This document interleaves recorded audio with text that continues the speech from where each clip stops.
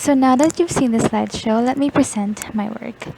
This is entitled Pamanang Kultura, a proposed multi-generational culture and community center which is heavily inspired by the Philippine culture, traditions, and history.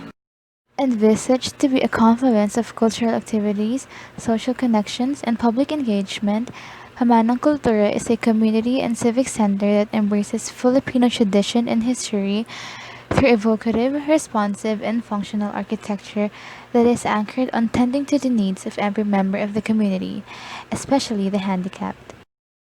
The proposed community and civic center is anchored on the following dimensions: to be multi-generational, to be handicap friendly, to have a dynamic and free-flowing design, to infuse passive cooling, and to integrate Filipino culture.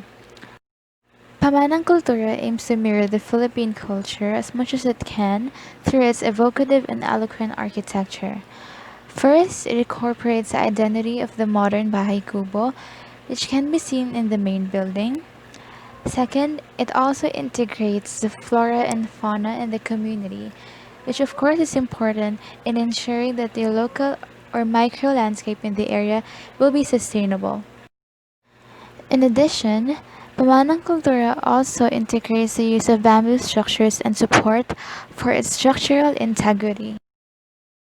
The first dimension is multi-generational. Pamanang Kultura aims to be multi-generational by catering to the community through its wide range of facilities. This opens up the possibility that children to adults and even the elderly will be able to enjoy the facilities, amenities, and the public space to their heart's content. Another dimension from the list is the integration of Filipino culture. Pamanang Kultura aims to serve the culture and the tradition of the community by providing spaces that amplify these activities. The spaces that are complementary to the culture are the bazaar, the performance area, the public library, and others. Next is to infuse passive cooling in the structure. The main building is heavily inspired by the architecture of the Bahay Kubo. This can be seen by the incorporation of its wooden character, as well as its opening of the lower ground floor to permit the free-flowing circulation of the air. Furthermore, it also employs the use of sun-shading elements such as canopies and bristle and maximizes natural ventilation and illumination through the use of reflective materials like glass. But most importantly, Pamanang Kultura is envisioned to be a public space where everyone, especially the persons with disabilities, can enjoy. This is achieved through the dominance of ramps instead of step for elevation, preserving the vista of the place, being compatible with the aged, visually impaired, hearing impaired, and handicapped, availability of handrails, inclusion of hearing impaired visual cues and touch cues, as well as the inclusion of tactile strips leading to different venues within the structure. In addition, it also includes the appropriate height of public space installation for not just the normal users, but also for the persons with disability. And now we go to the exterior perspectives of Pamanang Kultura. First, you will see the front view from the bazaar and function area. Then you will see the outer amphitheater, which will serve as the main venue for future performances within the community. Another view will show you the entrance to the bazaar function area and plaza, which of course will cater and accommodate the small business owners and concessionaires within the neighborhood. Lastly, you will see the rear view of the main building. The main building is heavily inspired by the ethnic typology of the Bahay Kubo. In here, you will see the vibrant commercial strip in the community center. You will also see the amphitheater arc and entrance to the gallery, which is an eloquent example of monumental architecture. Next, to aid the active lifestyle of the residents, there are also provisions for the volleyball court and basketball courts as well. On the other hand, these perspectives show the view from inside the main building. First, you can see the monumental atrium of the main building. It is characterized by the dominance of ramps instead of the conventional stairs. Next, you will see the commercial strip 3 and its atrium. Moving on, you can also see the view from the main building balcony. It provides an unobstructed vista of the main community center. Lastly, you will be taken to the interior perspective of the daycare. Last and definitely not the least are the outdoor and utilitarian spaces of Pamanang Kultura. First, you will see the bazaar, a function area and plaza with the atrium view. The atrium view provides an unobstructed view to the basement facility. Next, you will see the bike rack together with the drop-off area. Promoting walkability and active lifestyle within the community, Pamanang Kultura also has provisions for the bike rack. Next, you will see the ramp which leads to the lower ground area. And finally, the botanical garden. Now, let's move on to the site development plan with key indicators. Number 1 is where you will find the drop-off area.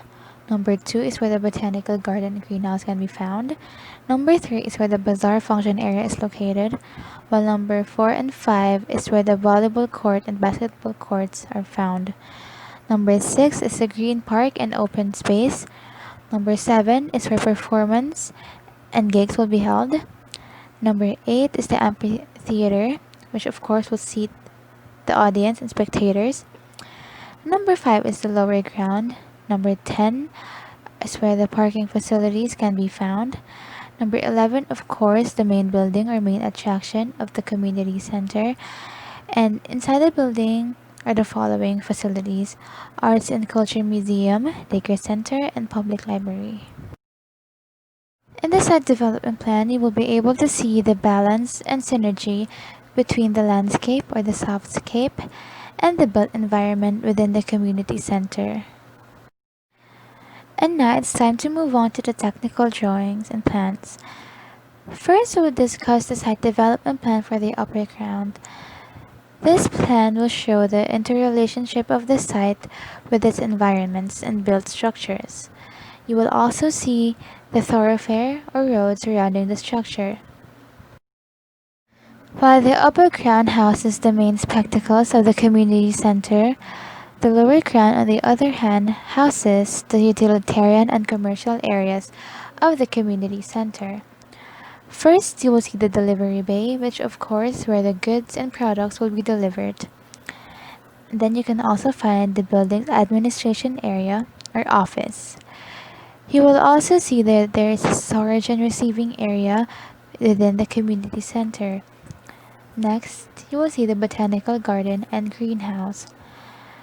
And of course, you will see the basement of the commercial area where the C3 commercial strip can be found. First is the lower ground floor.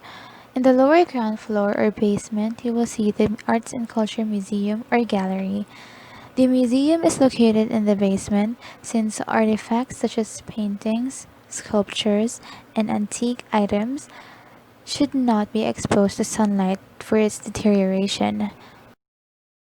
The museum will also feature and exhibit pieces that speak of the community's culture, history, and tradition. These can be in the form of written artifacts, items, sculptures, paintings, and other artistic crafts. The ground floor plan is where the daycare and healthcare center are located. In the daycare center, you will see that there's a faculty room, classrooms, library hall, restrooms for both genders, and of course an electrical closet. While in the healthcare center, there are storage rooms, consultation rooms for the doctor's checkups, restrooms, reception, and waiting area. In the middle portion of the ground floor is an open atrium. In addition, daycare and healthcare centers are located in the ground floor for easy mobility and access, since of course, the main users of the daycare center are children, while the main users of the healthcare center are those ill or our patients. And lastly, the second floor. The second floor of the community center's main building houses the public library. In the public library, you will be able to see that there's a library hall, a reading area, electrical closet for the maintenance of the electrical fixtures, an open balcony, commercial and office space, which of course can either be coffee shops or souvenir shops, and a lobby. Similar to the first floors, the library also has an open atrium. The succeeding plans will show you the roof, elevation, and sections of the structure. First is the roof plan. In here you will see that the roof structure takes on a distinctive character. This is because it's inspired by the ethnic roofings found in pre-colonial houses in our history. In here you will see the elevations as well as a longitudinal section of the community center's main building. Lastly, you will see the site section through X and Y. First, you will see the front elevation of the main building or community center. You will see that there are ramps surrounding the structure.